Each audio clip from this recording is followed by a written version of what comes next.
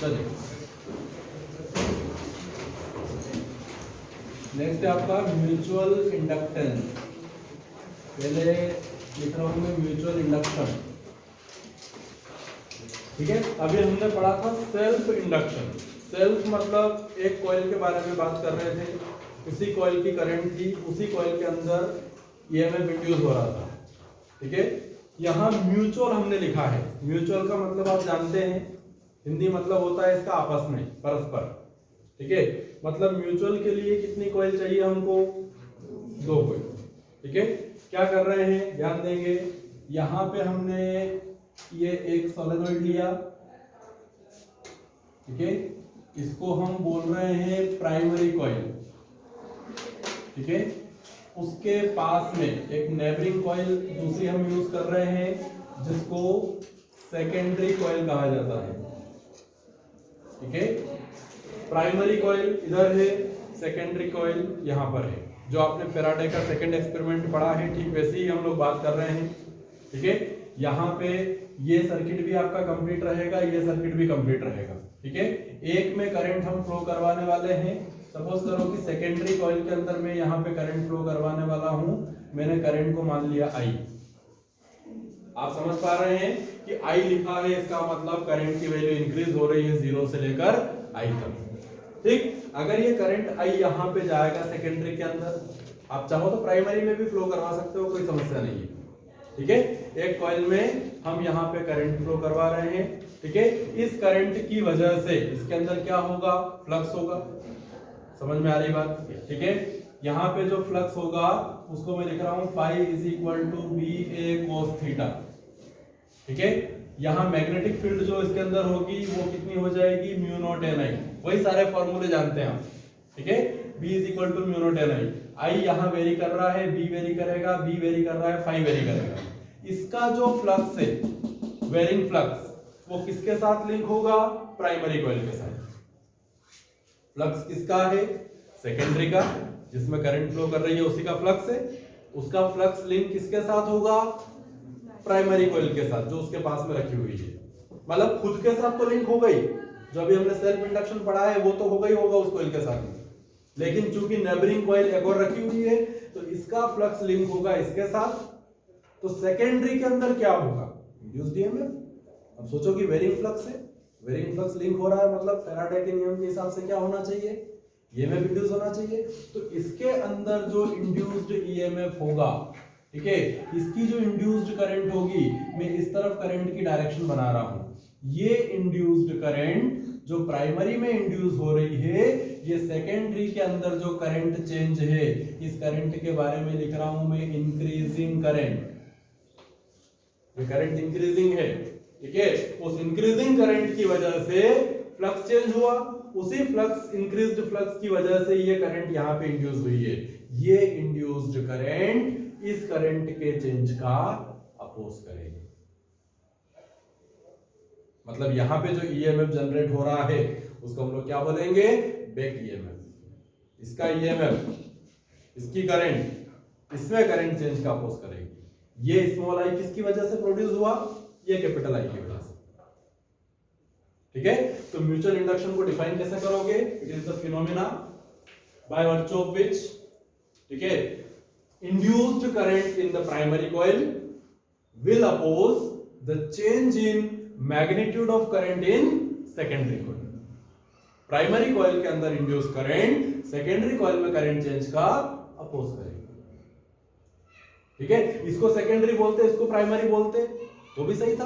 आप क्या बोलोगे? अगर इसको सेकेंडरी बोलोगे तो आप क्या बोलोगे? ठीक है, it is the property of coil और the phenomena by which induce current in the secondary will oppose the current change in primary. मतलब दोनों में से किसी एक में करंट चेंज होगी, दूसरे में इंड्यूस करंट होगी। तो इंड्यूस करंट करंट चेंज का अपोज करेगी। वहां एक कॉइल थी तो आप बोलते थे सेल्फ इंडक्शन, खुद की करंट का खुद की इंड्यूस करंट अपोज करती थी। यहां पे एक के अंदर करंट इंक्रीज हो रही है, दूसरे के अंदर इंड्यूस करंट है, दूसरे की करंट पहले में करंट चेंज का अपोज करेगी। अंडरस्टूड है? कोई दिक्कत नहीं इसमें।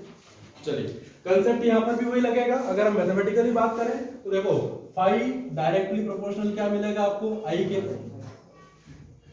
ठीक है।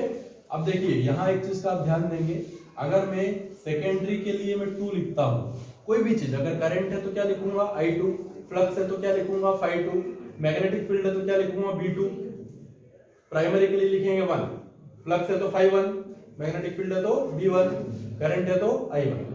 ठीक है, तो यहाँ पे आप क्या लिख सकते हो, Φ2 डायरेक्टली प्रोपोर्शनल, फाइ इसके साथ लिंक हो रहा है ना, इसमें प्राइमरी माना है अपन ने, Φ1 प्रोपोर्शनल I2। मैं Φ1 क्यों लिख रहा हूं, क्योंकि हमें उस फ्लक्स के बारे में बात करना है जिसकी वजह से इंड्यूस करंट है। वो फ्लक्स है किसका,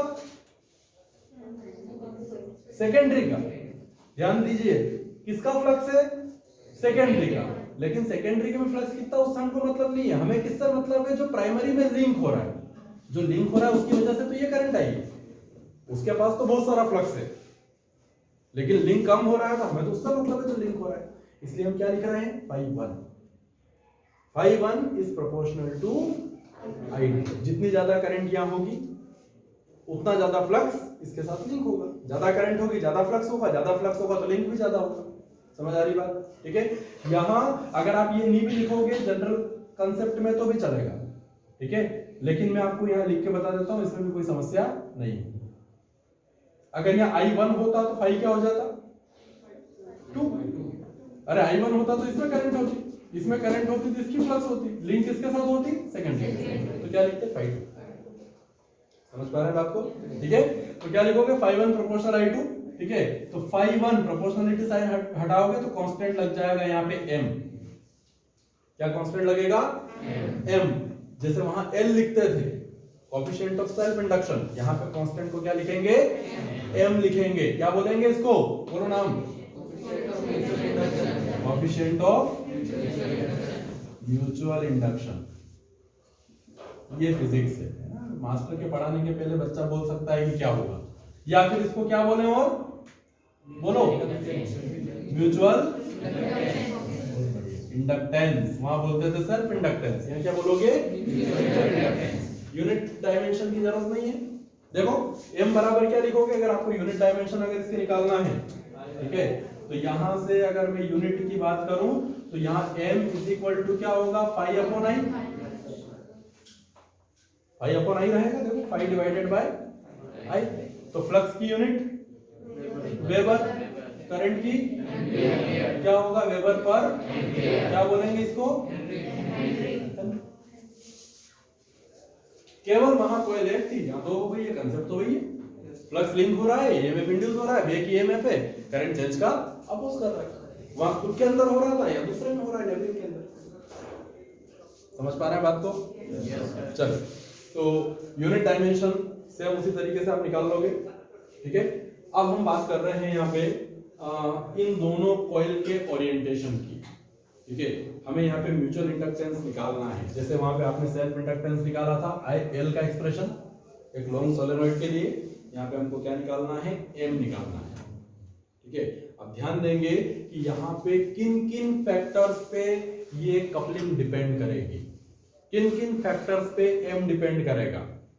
ठीक है, अब ध्यान देंगे कि ये जो कॉइल है, इन कॉइल का ओरिएंटेशन, देखो फैक्टर्स में पहला फैक्टर होता है शेप और साइज।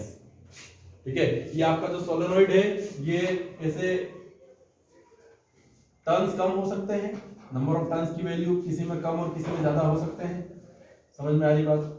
नंबर ऑफ टर्न्स के अलावा किसी का एरिया क्रॉस सेक्शन कम हो सकता है, किसी का एरिया क्रॉस सेक्शन ज्यादा हो सकता है। तो नंबर ऑफ टर्न्स पे भी डिपेंड करेगा कि म्यूचुअल इंडक्शन कितना होगा।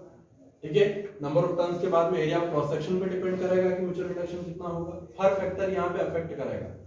ठीक है, तो ये दो चीज तो हो गई। तीसरा फैक्टर है यहाँ पे ओरिएंटेशन ऑफ कॉइल्स। ये जो कॉइल दोनों आपस में रखी हुई है, इनका ओरिएंटेशन किन किन तरीकों से हो सकता है। देखिए, एक तरीका तो आपके सामने रखा हुआ है, एक कॉइल के पास दूसरी कॉइल रख दो। दूसरा ओरिएंटेशन इस तरीके से हो सकता है, एक कॉइल को ऐसे रखा, दूसरी कॉइल को इस तरीके से रख दिया। ऐसे भी चाहे रख सकते हैं, नेबरिंग कॉइल है। ठीक है, तीसरा ओरिएंटेशन मैं आपके सामने बना रहा हूं, ये इस तरीके से हो सकता है। ये एक सोलेनॉइड हो गया आपका, एक कॉइल हो गई। ठीक है, और इसी के एक्सिस पे, ये मैंने यहाँ पे इसकी एक्सिस बना दी सोलेनॉइड की, इसी के एक्सिस पे मैं यहाँ पे दूसरी कॉइल इस तरीके से बना रहा हूँ। ध्यान देंगे, ये हमने यहाँ पे एक दूसरी कॉइल जिसको हम सेकेंडरी कॉइल बोल सकते हैं, ठीक है। इसको नीचे वाले को लिख दिया S1 प्राइमरी कॉइल या प्राइमरी सोलेनॉइड, इसको लिख दिया हमने S2, ठीक है। तो ओरिएंटेशन वैसा हो सकता है, कॉइल इस तरीके से आपस में रखी हुई हो सकती है, इस तरीके से रखी हुई हो सकती है, इस तरीके से रखी हुई हो सकती है। अगर मैं आपसे पूछूं कि तीनों ओरिएंटेशन जो आपको डायग्राम में दिखाई दे रहे हैं, तीनों में से किस कंडीशन में सबसे ज्यादा फ्लक्स लिंक होगा, फर्स्ट केस में, सेकंड में या थर्ड में, है ना। आप देख पा रहे हैं यहां से अगर मैग्नेटिक लाइन चलेगी इस तरीके से, ये मैग्नेटिक लाइन चलेगी तो ये इस तरीके से लिंक होगी, ठीक है। मतलब इधर वाली जो लाइन है वो पूरी लॉस हो रही है, ये तो इधर तो है ही नहीं आपका सोलेनॉइड, ये वाली लाइन तो बाहर जा रही है पूरी, ठीक है। इस केस में अगर बात करें तो ये लाइन अगर इसकी इस तरीके से मैग्नेटिक लाइन, तो ये नीचे वाली लाइन तो पूरी लॉस हो जाएगी, केवल ऊपर जो इस तरफ जाएगी वही उसके साथ लिंक होगी, इधर वाला भी पूरा लॉस हो रहा है। लेकिन इस कंडीशन में आप देख रहे हैं कि मैक्सिमम फ्लक्स जो है वो क्या होगा, लिंक होगा, क्योंकि दोनों कॉइल्स जो है वो कैसी है, कोएक्सियल है, ठीक है। तो यहां हम इस कंडीशन में बात कर रहे हैं, यहां कोएफिशिएंट ऑफ कपलिंग निकाला जाता है, इसको हम कपलिंग बोलते हैं। कपलिंग का मतलब क्या, कितना ज्यादा फ्लक्स जो है वो लिंक हो रहा है एक कॉइल का दूसरी कॉइल के साथ में, ठीक है। जितना ज्यादा अमाउंट लिंक होगा उसके साथ में कोएफिशिएंट ऑफ कपलिंग उतना ज्यादा होगा, है ना। कपलिंग मतलब होता है जुड़ाव, ठीक है। यहाँ फ्लक्स जुड़ रहा है एक का दूसरे के साथ में, ठीक है। तो कोएफिशिएंट ऑफ कपलिंग का डायरेक्ट हम फॉर्मूला लिखेंगे, उसका डेरिवेशन आपको नहीं करना है। ये K इज इक्वल टू होता है M divided by root over L1 L2। ये फॉर्मूला आप याद रखेंगे। K यहाँ पे कोएफिशिएंट ऑफ कपलिंग है, ठीक है। M यहाँ म्यूचुअल इंडक्टेंस है दोनों के बीच में, जो बात अभी हमने की है यहाँ पे, और L1 L2 क्या है, दोनों के सेल्फ इंडक्टेंसेस है। अब ये दोनों अपने आप में अलग अलग सोलेनॉइड है, तो दोनों का अपना खुद का सेल्फ इंडक्टेंस भी होगा। तो एक का अगर S1 का हम लोग मान लें L1, तो इसका सेल्फ इंडक्टेंस हो गया, S2 का सेल्फ इंडक्टेंस क्या हो गया, L2 हो गया, ठीक है। और दोनों के बीच में जो म्यूचुअल इंडक्शन हो रहा है उसको हमने क्या लिख दिया यहाँ पे, M लिख दिया, ठीक है। अब इसके बारे में भी देखना है, M के बारे में। M को हम कैसे लिखेंगे, जैसे मैंने आपके सामने यहाँ पे डायरेक्ट M लिखा हुआ है, phi1 is equal to MI2, ठीक है। एक्चुअल में इसको केवल M नहीं लिखते हैं, क्योंकि देखो दोनों केस पॉसिबल है। हम जरूरी नहीं है कि करंट I2 फ्लो करवाए और phi1 हो सकता है I1 की वजह से phi2 भी हो सकता है, करंट हम किसी में भी फ्लो करवा सकते हैं। तो उसके आधार पे यहाँ पे क्या करते हैं, देखो I2 को तो मैं यहाँ लिख रहा हूँ आगे, ये 1 और ये 2 है, तो M के साथ में यहाँ लिखना है 1 2। M को या तो 1 2 लिखोगे या लिखोगे 2 1। M12 का मतलब क्या, देखो इसको कैसे रीड करोगे, ये लिखा हुआ है आपके सामने M12, इसको रीड कैसे करना है, mutual inductance of first solenoid due to current in second solenoid. M12 को क्या रीड करोगे, म्यूचुअल इंडक्टेंस ऑफ, पहले कौन है 1 है, तो म्यूचुअल इंडक्टेंस किसका निकाल रहे हैं, फर्स्ट सोलेनॉइड या कॉइल का, जबकि करंट किस में फ्लो कर रही है, सेकंड में। अब देखो I2 लिया है, अगर यहाँ पे I1 लिया होता तो यहाँ phi2 हो जाता, तो यहाँ क्या हो जाता, M21, 1 2 की जगह क्या आ जाता, 2 1। क्या रीड करते हैं उसको, mutual inductance of second solenoid due to current in first second. बात समझ में आ रही है सबको, ठीक है। अब यहाँ पे हमने इस तरीके से यहाँ पे कपलिंग की है। इस वाले केस के लिए मैं म्यूचुअल इंडक्टेंस निकालने वाला हूँ, ठीक है। इस केस का नहीं निकालना है, ये बात आपको यहाँ से समझ में आती है, ठीक है। ये वाला केस भी उठा देते हैं। सबसे ज्यादा फ्लक्स लिंक जो होता है वो ये केस में होता है, जबकि दोनों क्या हो, कोएक्सियल हो, ठीक है। और इसमें भी अगर एरिया अगर दोनों का बराबर बराबर है, हम यहाँ पे एरिया कम ज्यादा मान रहे हैं, देखो आप जो S1 आपने माना है, S1 का क्रॉस सेक्शन बड़ा है, एरिया ज्यादा है, लेकिन जो सेकंड वाला सोलेनॉइड है S2, दोनों कोएक्सियल है, लेकिन देखो इसका क्रॉस सेक्शन इतना ही है, देख पा रहे हैं आप, हमने एरिया को अलग अलग माना है। अगर यहाँ एरिया दोनों का सेम हो और कोएक्सियल हो, उस कंडीशन में हम उसको आइडियल कपलिंग बोलते हैं, और आइडियल कंडीशन में K की वैल्यू होती है 1। अगर 100% कपलिंग हो रही है, पूरा का पूरा फ्लक्स एक सोलेनॉइड का दूसरे के साथ अगर लिंक हो रहा है, ऐसा केवल आइडियल कंडीशन में ही पॉसिबल है, प्रैक्टिकली नहीं होता है। तो आइडियली के की वैल्यू मैक्सिमम कितनी मिलेगी आपको? 1 मिलेगी।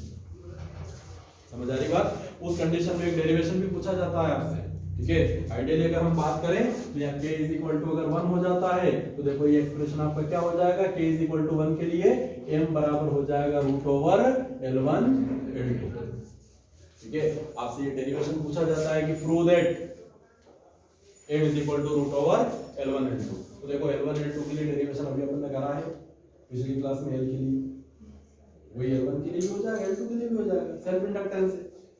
m के लिए डेरिवेशन अभी हम कर लेते हैं इस केस में, ठीक है। तो मैं आपके सामने यहाँ पे लिख रहा हूँ कौन सा डेरिवेशन अपन करने वाले हैं, mutual induction between two long coaxial सोलेनोइड्स, ठीक है। ये आपके सामने दो सोलेनोइड है यहाँ पे जो कि आपस में कोएक्सियल है, इनके लिए हम यहाँ पे म्यूचुअल इंडक्शन डिराइव करने वाले हैं, ठीक है। तो एजम्पशंस लिखूं क्या, ये जरूरत नहीं है, लिख लेते हैं, ठीक है। एजम्पशंस में सबसे पहले मैं लिख रहा हूं लेंथ। एक काम करो, या फैक्टर का नाम लिख रहा हूं, ये S1 के लिए और ये S2 के लिए, ठीक है। फैक्टर में सबसे पहले क्या ले लें, लेंथ ले लेते हैं। मैं दोनों की लेंथ को सेम मान के चल रहा हूं, आप अलग अलग भी मान सकते हो, जरूरी नहीं है कि सेम लेना है, ठीक है। तो हम लेंथ को क्या मान के चल रहे हैं, सेम, ठीक है। एरिया ऑफ क्रॉस सेक्शन की बात करें, यहां पर भी हमने एरिया ऑफ क्रॉस सेक्शन को A1 A2 मान लिया। देखो आपके सामने डायग्राम में अलग अलग है, लेकिन आप अगर चाहो तो इनको इस तरीके से भी बना सकते हो। ये एक सोलेनोइड, ठीक है, उसी के साथ में ये आपका दूसरा सोलेनोइड, इस कंडीशन में एरिया क्या हो जाएगा, सेम एरिया भी आप ले सकते हैं, कोई समस्या नहीं, ठीक। चलिए, तो ये हमने यहाँ पे एरिया को A1 A2 मान लिया, ठीक है। टोटल टर्न्स N1 N2, ठीक है। Number of turns per unit length, इसके लिए क्या लिखें, N1 क्या हो जाएगा, N1 बाय L। इसके लिए क्या लिखोगे, स्मॉल n2 क्या होगा, n2 अपॉन L। कुछ लोगों का मन नहीं लग रहा है ना, यहाँ नहीं देख रहे हैं, नीचे देख रहे हैं सिर पकड़ के, देखें, है ना। मैं फालतू पंचायत में क्लास में करना नहीं चाहता हूँ ना, टाइम वेस्ट होता है उससे। यहाँ देखेंगे सब, लेंथ एरिया टर्न्स हो गए, ठीक है। Number of turns per unit area निकाल लिए, पर यूनिट लेंथ निकाल लिया आपने, ठीक है। अब हम बात करते हैं करंट के लिए। अगर हम करंट के बारे में बोलेंगे, जिसमें फ्लो कराओगे तो I1 मानना है, इसमें फ्लो कराओगे तो I2 मानना है, ठीक है। ऐसे ही फ्लक्स लिख दोगे ∅1 ∅2, कोई दिक्कत नहीं होना चाहिए, ठीक है। चलिए, तो ये assumptions हो गए आपके सारे। अब हम यहाँ पे डेरिवेशन कर रहे हैं, तो किसी एक में करंट फ्लो करवा दो। अपन चाहें तो इसमें करंट फ्लो करवा लेते हैं S1 में। S1 में करंट फ्लो करवाया कितना, I1, ठीक है।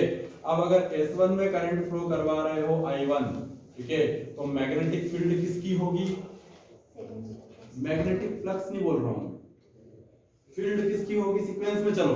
करंट किसके अंदर है, S1 में, तो फील्ड भी किसकी होगी, S1 के अंदर ही होगी, ठीक है। कितनी मैग्नेटिक फील्ड होगी ये बताओ, उसको B1 लिखे, तो B1 इज इक्वल टू क्या होगा, B is equal to mu naught Ni। Ampere circuit law में जब करा था वहां दो सोलेनोइड थोड़ी थे, कितना था, एक था, खुद के नंबर ऑफ टर्न्स होते थे, यूनिट लेंथ में खुद की करंट होती थी। तो यहाँ पे करंट S1 में I1, तो B1 बराबर क्या होगा, म्यू नॉट N1। इसमें कोई दिक्कत नहीं है आपको, ठीक है। चलो इसको लिख के यहाँ पे छोड़ दिया अपन ने, ठीक है। अब हम बात करते हैं, ठीक है, दो इक्वेशन जो आपने पहले बनाई थी, सेम डेरिवेशन करना है जो सेल्फ इंडक्टेंस में किया था। दो इक्वेशन थी, या पहली इक्वेशन लिख रहा हूं मैं, ठीक है। बोलो क्या होगी पहली इक्वेशन, आपको यहाँ पे करंट I1 है, तो फ्लक्स किसके साथ लिंक होगा, सेकंड के साथ। तो इक्वेशन क्या बनेगी आपकी, ∅2 इज इक्वल टू, ये तो लिख दिया, m के साथ क्या लिखोगे बोलो, अरे सेकंड करंट I1 है ना भाई, करंट I1 है, फ्लक्स सेकंड में लिंक होगा, तो क्या लिखोगे phi 2 प्रोपोर्शनल I1, ये क्या लगेगा कांस्टेंट M21, मतलब mutual inductance of second solenoid due to current in first solenoid. समझ में आ रही बात सबको? ये हो गई आपकी इक्वेशन फर्स्ट। जो आपने यहाँ किया है डायग्राम में वही लिखते चलना है, ठीक है। दूसरा फॉर्मूला कौन सा लेते थे हम यहाँ से, phi is equal to BA cos theta, ठीक है। तो यहाँ पे वो हमको लगाना है क्या, टोटल फ्लक्स,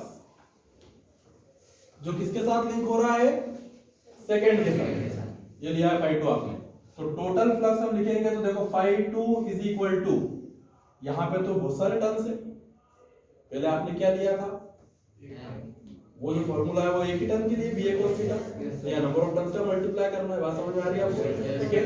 तो चूंकि phi 2 ले रहे हैं सेकंड के साथ लिंक होने वाला फ्लक्स, तो टर्म्स भी किसके लेंगे, सेकंड के, इंड्यूस करंट सेकंड में हो रही है ना, ठीक है। तो नंबर ऑफ टर्म्स कितने हैं सेकंड के, इनटू, समझ में आ रही है बात? Feeling sleepy? नो, मेरे को ज्यादा अंग्रेजी नहीं आती है, समझ जाया करना है ना। तो phi 2 is equal to क्या हो जाएगा, n2। बात समझ में आ रही है? उसके बाद कौन है, BA cos थीटा। बोलो B के बारे में, अरे मैग्नेटिक फील्ड किसकी है, B1 लिखूं कि B2 लिखूं, B1। मैग्नेटिक फील्ड तो फर्स्ट की है, एक्चुअल में फ्लक्स भी फर्स्ट का ही है, लेकिन लिंक किसके साथ हो रहा है, सेकंड के साथ, इसलिए अपन phi 2 लिख रहे हैं। बात समझ में आ रही है, ठीक है। करंट फर्स्ट में है, फील्ड भी फर्स्ट की है, फ्लक्स भी फर्स्ट का है, लेकिन जिसके साथ लिंक हो रहा है वो लेना, इसलिए अपन phi 2 लिख रहे हैं। मैग्नेटिक फील्ड तो उसके अंदर है ही नहीं, वो तो हमने किसको दी है, करंट फर्स्ट को दी है, वो B1 आएगा। समझ में आ रही है बात, ठीक है। तो B की जगह क्या लिखा आपने, B1। व्हाट अबाउट एरिया, किसका एरिया लेना है, किसके साथ लिंक हो रहा है, सेकंड के साथ लिंक हो रहा है, तो एरिया किसका लोगे, A2। कोई समस्या इसमें? चलिए, व्हाट अबाउट cos थीटा, अरे cos थीटा 0 नहीं, cos थीटा 1 हो जाएगा, मैं थीटा नहीं बोल रहा हूं। मैंने बोला व्हाट अबाउट cos थीटा, तो क्या होगा, 1। कारण एरिया वेक्टर और मैग्नेटिक फील्ड वेक्टर दोनों सेम डायरेक्शन में होंगे, बताने की आवश्यकता नहीं है, और अगर आप बताना चाहो तो यहां से बता सकते हो, ठीक है। एक कमेंट लिख सकते हो इसमें कि एरिया वेक्टर और मैग्नेटिक फील्ड वेक्टर दोनों सेम डायरेक्शन में होंगे, theta is equal to 0 degree, ठीक है। cos 0 की वैल्यू 1 हो जाएगी, ये सब लिख के बताना है यहाँ पे, ठीक है। तो आपका एक्सप्रेशन हम इसको सॉल्व करते हैं। phi 2 इज इक्वल टू, देखिए n2, B1 की वैल्यू क्या पुट कर दूं यहां से, म्यू नॉट n1 I1, ठीक है। A2 as it is, second equation है ना। कई जगह आपको ये एरिया जो है ना, ये पाई आर स्क्वायर के टर्म में मिलेगा। यहाँ पे रेडियस मान लेंगे, ओके, फर्स्ट सोलेनॉइड की रेडियस R1, सेकंड की R2, तो एरिया कौन सा है, क्रॉस सेक्शन का, शेप क्या होगा, सर्कुलर, सर्कल का एरिया क्या होता है, पाई आर स्क्वायर। तो यहाँ पे ऐसा भी लिखा हुआ मिल सकता है कि A1 बराबर पाई R1 स्क्वायर, A2 बराबर पाई R2 स्क्वायर, इसमें कंफ्यूज नहीं होना है। हम A1 मान के चले या पाई R1 स्क्वायर लिख के बात देखिए, ठीक है। तो ये दो इक्वेशन आपको मिल रही है। अब क्या करोगे, from equation first and second, चलिए फर्स्ट और सेकंड से क्या करेंगे, देखो LHS सेम है, RHS को इक्वेट कर देंगे, M21 I1 is equal to, बोलो, N2 mu naught N1 I1 A2। कोई समस्या नहीं है इसके अंदर, क्या होगा, I1 से I1 कैंसिल हो जाएगा, ठीक है। M21 इज इक्वल टू, देखो ये N2 है और ये N1 है, तो या तो दोनों को स्मॉल कर दो या दोनों को, तो स्मॉल वाले को कैपिटल कर देते हैं। N2 को लिखा as it is, mu naught को लिखा as it is, small n1 क्या हो जाएगा, देख पा रहे हैं पीछे वाले, हाँ जागृत अवस्था में रहना भाई हो, n1 by l, ठीक। ये तो कैंसिल हो चुका है, A2 रहेगा एज इट इज, ठीक है। इसको थोड़ा रीअरेंज करके लिखते हैं, M21 is equal to, mu naught को बाहर लिख देते हैं, N1 N2 को आगे पीछे कर देते हैं, upon L into A2। This is the expression for mutual inductance of second solenoid due to current in first. कर पाएंगे? फिर से मैं थोड़ा सा आपको ब्रीफ कर देता हूं। हमने दो कॉइल यहाँ पे ली है, एक कॉइल में करंट फ्लो करवाना है जो कि या तो इंक्रीजिंग या फिर डिक्रीजिंग होगी। हमारे सामने इंक्रीजिंग करंट है, इंक्रीजिंग फ्लक्स होगा, इसके साथ लिंक होगा, यहाँ बैक ईएमएफ जनरेट होगा, इंड्यूस करंट होगी, ये इंड्यूस करंट इस करंट के चेंज का अपोज करेंगी। The phenomena is known as mutual induction. ठीक है, कंसेप्ट आपको समझ में आते हैं, फॉर्मूले आपने पढ़े हैं, P = V naught N I, phi = VA cos theta, current change, magnetic flux change, flux density change, flux change. ठीक है, फ्लक्स चेंज होगा, ईएमएफ इंड्यूस होगा, इसमें कोई समस्या नहीं है, करंट इंड्यूस होगी जो फैराडे ने बताया। ठीक है, कंसेप्ट क्या लगेगा? phi proportional I। अब यहाँ पे करंट एक के अंदर है, फ्लक्स दूसरे में लिंक हो रहा है। ठीक है, इसलिए हमने I2 और phi 1 लिखा है। प्रोपोर्शनलिटी साइन हटाओगे तो कांस्टेंट लगेगा, m नाम आपके सामने लिखा हुआ है, म्यूचुअल इंडक्टेंस, यूनिट आप निकाल लोगे वेबर पर एम्पीयर या फिर हेनरी। सेम कंसेप्ट, कोई समस्या नहीं है। ठीक है, यहां से हमने उठा के ये तीसरा ओरिएंटेशन लिया है जिसमें दो कॉइल या दो सोलेनॉइड आपस में, ठीक है, कोएक्सियल है, इस तरीके से रखे हुए हैं। एक में हम करंट फ्लो करवा रहे हैं, दूसरे में फ्लक्स उसका लिंक होगा। I1 हमने फ्लो कराया तो मैग्नेटिक फील्ड उसकी V1 होगी, V naught N1 I1, इसमें कोई समस्या नहीं है। ठीक है, ये कंसेप्ट हमको यहाँ पे यूज करना है। phi 2 बराबर हो जाएगा M21 I1। ठीक है, दूसरी इक्वेशन आप बनाओगे टोटल फ्लक्स के लिए, तो number of turns into BA cos theta, cos theta की वैल्यू 1 हो जाएगी। ठीक है, करंट अगर फर्स्ट में है तो मैग्नेटिक फील्ड फर्स्ट की रहेगी, ये ध्यान रखना है। ठीक है, वैल्यू पुट करोगे, उठा के सॉल्व कर दोगे इसको, M21 की वैल्यू आपको यहाँ पे मिल जाएगी। वही करना है जो दो इक्वेशन आपने सेल्फ इंडक्टेंस में बनाई थी, वही दो इक्वेशन आपको यहाँ पे लेके चलना। ठीक है, और होमवर्क आपके लिए है, आप मुझे M12 फाइंड करके बताओ। मैंने क्या निकाला है?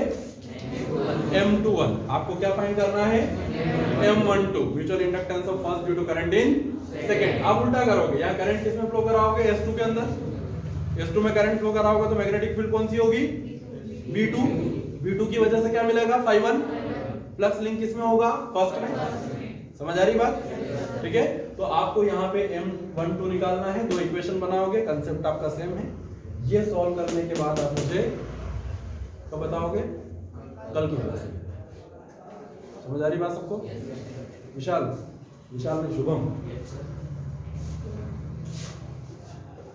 चल भी रहा है, बंद हो गया।